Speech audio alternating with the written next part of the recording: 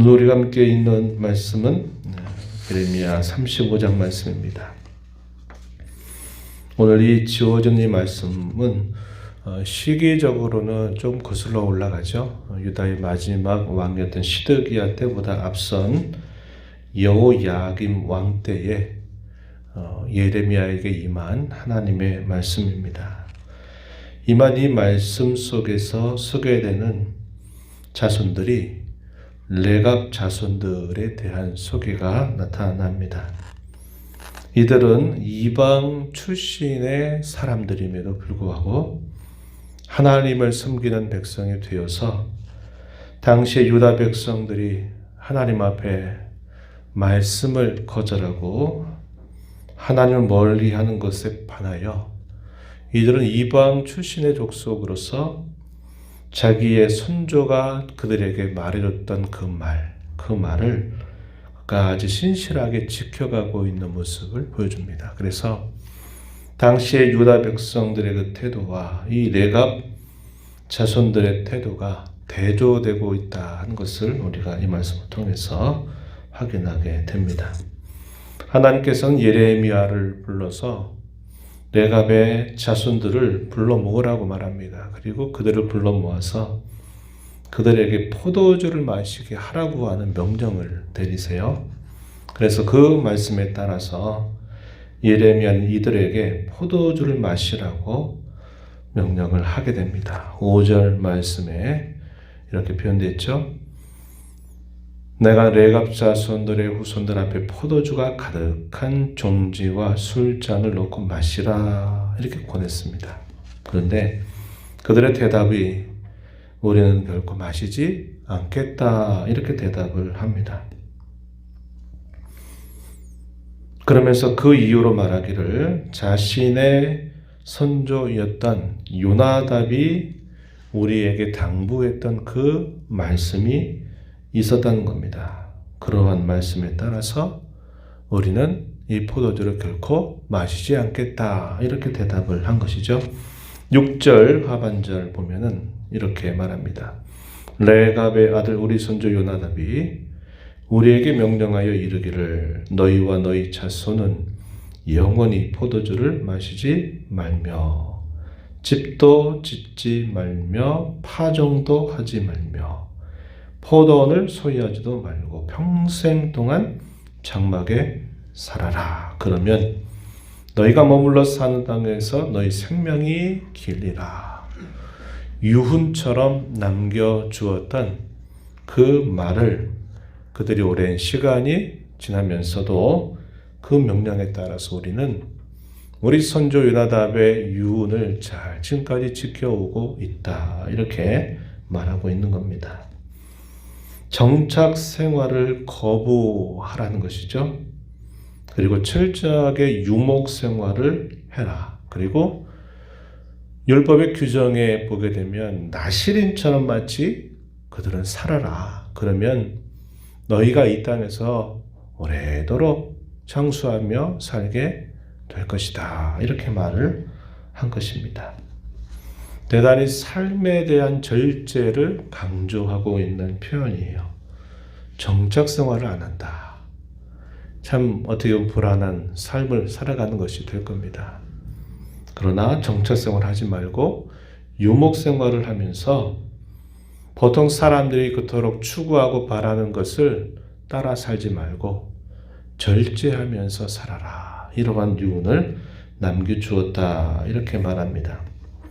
이 요나답이라고 하는 인물, 선조로 제시되고 있는 요나답, 이 사람은 레갑의 아들로 소개되고 있어요. 역대상 2장 55절 말씀해 보면요, 이 레갑은 그 쭉 계보를 따라 올라가면 갈렙의 후손에 해당이 되고 겐 족속에 해당되는 사람입니다. 이스라엘 백성들에게 있어서는 이방 출신의 사람이에요. 이 요나답의 한 일에 대해서 성경의 기록을 보면 예후가 당시에 이 아합 족속들이 하나님 앞에 바알 숭배에 그렇게 젖어서 또 거기에 몰입해서 살아가고 있었을 때 이 예후를 도와서 당시에 이 바알을 숭배했던 사람들을 척결하는 일에 함께했던 그런 인물입니다. 그걸 보면서 아마 귀한 교훈들을 가슴에 새겼을 것이다 하는 겁니다. 이렇게 하나님의 백성으로 산다 하면서 하나님을 그들이 등지고 반역하면서 우상을 섬기고 있는 그들의 태도에 대해서 절대로 그렇게 하면 안 되는데 하는 것을 아마 가슴에 새겼을 것이다 하는 겁니다. 그래서 이 정착 생활을 하고 가나안 땅에 뿌리박고 살면서 이 가나안족의 영향을 너무나 많이 받는 것을 보면서 광야 생활처럼 유목민처럼 살아야 되겠다 이러한 생각을 다짐했던 것으로 보입니다. 그래서 이러한 것을 자신의 후손들에게 유언처럼 너희는 이렇게 살도록 하여라 이런 유언을 남겨주게 된 것입니다. 이런 유언에 따라서 우리는 결국 포도주를 마시지 않겠다. 단호하게 거절하는 태도를 보이게 되는 겁니다. 이러한 일을 보신 하나님은 예레미야에게 말씀을 하시는 것이죠. 그 명령은 지금까지도 실행되고 있다. 이렇게 말씀하십니다. 14절 레갑의 아들 요나답이 그의 자손에게 포도주를 마시지 말라는 그 명령은 실행되도다. 그들은 그 선조의 명령을 순종하여 오늘까지 마시지 아니하거늘 내가 너희에게 말하고 끊임없이 말하여도 너희는 내게 순종하지 않는다. 이렇게 말씀을 하시는 겁니다. 이방 족속으로서 그들이 하나님을 믿겠다고 돌아온 그들은 그 당시의 역사적인 교훈을 마음에 새겨서 그 선조의 유언을 따라서 이제까지 잘 실행하고 순종해 오는 반면에 하나님의 백성으로 처음부터 구별되고 은총을 입었던 이 백성들은 하나님이 끊임없이 말씀하셔도 그 말씀을 듣지 않는다. 이렇게 대조되는 모습을 이걸 통해서 말씀하시는 겁니다. 하나님이 레갑 족속이 어떤 사람인지 몰라서 예레미야에게 이렇게 하라고 명령한 게 아니라 그걸 통해서 당시의 유다 백성들이 얼마나 하나님의 은혜를 저버리고 악행을 범하고 있는가. 또 돌아오라고 그들을 회복시켜 주시겠다고 하시는 말씀을 하여도 그들이 완악하게 끊임없이 거절하는 그들의 불순종에 대해서 책망하고자 이러한 일을 명령하셨음을 우리가 보게 되는 것입니다. 16절 말씀에서도 마찬가지예요. 또 동일한 그런 말씀이죠. 레갑의 아들 요나답의 자손은 그의 선조가 그들에게 명령한 그 명령을 지켜 행하나 이 백성은 내게 순종하지 아니하도다. 이렇게 말씀하는 겁니다. 순종하지 않은 이 백성들에게 내가 선포하고 경고한 모든 재앙을 다 내릴 수밖에 없는 이유가 된다. 이 사실을 말씀하세요. 17절 하반절에 보니까 보라 내가 유다와 예루살렘의 모든 주민에게 내가 그들에게 대하여 선포한 모든 재앙을 내릴 것이다. 왜냐? 내가 그들에게 말해도 듣지 않고 불러도 대답하지 아니하기 때문이다. 이렇게 그 이유를 분명하게 말씀해 주십니다. 반면에 레갑 족속을 향해서는 하나님께서 복을 약속하시는데요. 19절 내용에 보면 마지막 절이죠. 거기 19절 하반절에 보니까 레갑의 아들 요나답에게서 내 앞에 설 사람이 영원히 끊어지지 아니하리라. 이렇게 그 후손들에게는 복을 약속하시는 내용이 주어지고 있다는 겁니다. 우리가 이 말씀을 통해서 그들이 비록 이방 출신의 사람이었어도 그들이 하나님의 백성이 되기로 결단하고 나서 자신들의 바뀐 신분을 자신들이 자각을 합니다. 그리고 자신들이 가지고 있는 그 약점, 사람들이 늘 하나님 앞에 갖고 있는 약점이 뭔가를 너무나 잘 알았어요. 그래서 그 약점을 그 약점에 빠지지 않도록 그 약점 때문에 하나님을 떠나지 않게 하기 위해서 먼저 그들이 결단을 내리는 거예요.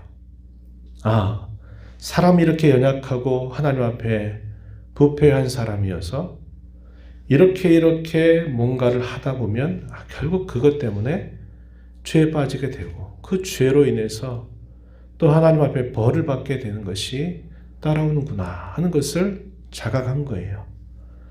그래서 아예 그러한 일에 빠져들지 않도록 우리 사람이 이렇게 연약하고 부족하고 허물이 많으니 이런 길에 접어들지 않도록 아예 근절하는 신앙적 결단을 내리고 그러한 결단에 신실하게 반응하는 삶을 자신과 후손들에게 말하고 그 후손들도 그것을 귀하게 여기면서 그런 것을 자신들의 삶의 중요한 원칙으로 삼고 살아왔다는 거예요. 그래서 유다 말기 그렇게 어두워져가는 그런 시대 속에서도 자신들이 그 결단한 그 신앙의 내용을 끝까지 그것을 보존하는 일에 힘을 기울여 살았다는 거죠. 그래서 그들은 신실한 삶을 살았고 거룩한 삶을 살고 있다는 것을 하나님이 이걸 통해서 보여주고 있다 하는 겁니다. 우리도 이 말씀을 통해서 동일합니다. 우리는 하나님의 거룩한 자녀로 부름받고 존귀한 자들로 부름받은 사람들입니다. 하나님 우리의 신분을 바꿔주셨어요. 이 세상 속에 살고 이 세상에 묻혀 살던 저와 여러분을 그리스도의 대속으로 우리를 구원해서 하나님 나라의 백성, 시민권자로 하나님의 자녀로 하나님처럼 존귀하게 될 사람들로 우리를 구별하시고 우리를 바꿔주셨습니다. 그런데 우리는 잘 알죠. 우리가 얼마나 연약한지 또 우리가 지나고 나면 얼마나 또 허물 가운데 빠졌는지를 알아요. 그렇기 때문에 그런 약점에 대해서 내가 항상 주의하고 아예 그런 허물과 약점에 빠져들지 않도록 결단할 것을 결단하고 그 결단 내용에 신실하게 지켜 살려고 하는 신앙적인 자세를 갖게 된다면 그것이 아무리 어두워져는 세상 속에서 말세지마를 살아가는 그런 많은 혼란 속에서도 우린 거룩한 삶을 살아갈 수 있고 우리는 우리의 신앙의 이러한 면모들을 잘 지켜가면서 살 수 있게 된다. 이것을 오늘 이야기를 통해서 우리는 배우게 되는 것입니다. 오늘 이 아침 우리를 변화시켜 주신 그 신분에 대한 감사, 우리 약점에 빠져들지 않기 위해서 오늘도 내 약점을 알기에 하나님 앞에 먼저 신앙으로 결단하고 순종한 일에 힘을 기울이게 되면 우리도 거룩한 삶을 통해서 하나님께 영광을 돌리게 된다 하는 겁니다. 이 말씀을 기억하면서 함께 기도하며 또 이 하루 남은 삶 힘써가는 저와 여러분 되기를 진심으로 바랍니다. 하나님 아버지, 이 새벽을 깨워 또 저희들을 주께로 인도하여 주셔서 오늘도 생명을 주시고 호흡 주신 하나님 앞에 찬양과 경배를 드리게 하시고 말씀을 귀 기울여 듣게 하시니 감사합니다. 어두워져가는 세상 속에서도 선조가 자신에게 남겨주었던 그 유훈을 마음에 새기면서 세상에서 잘 먹고 잘 살고 또 세상 가운데 정착해서 살아가는 것을 그들의 삶의 보람과 가치로 여기지 않고 오히려 유목 생활처럼 살아가면서 절제하며 살아가는 그들의 모습은 당시에 많은 하나님의 백성들을 일깨워주는 삶의 모습의 모범이 되었습니다. 오늘 저희들이 이 말씀을 통해서 우리를 변화시켜 주신 하나님의 은혜를 감사하고 우리가 이 땅에 속한 자가 아니라 하나님 나라에 속한 자임을 자각하면서 저희들의 약점이 무엇인가를 너무나 많이 알고 있는 것만큼 저희들이 절제할 것을 전제하고 끊을 것을 끊어 결단하며 순종하며 살아가는 저희의 삶이 되게 하여 주옵소서.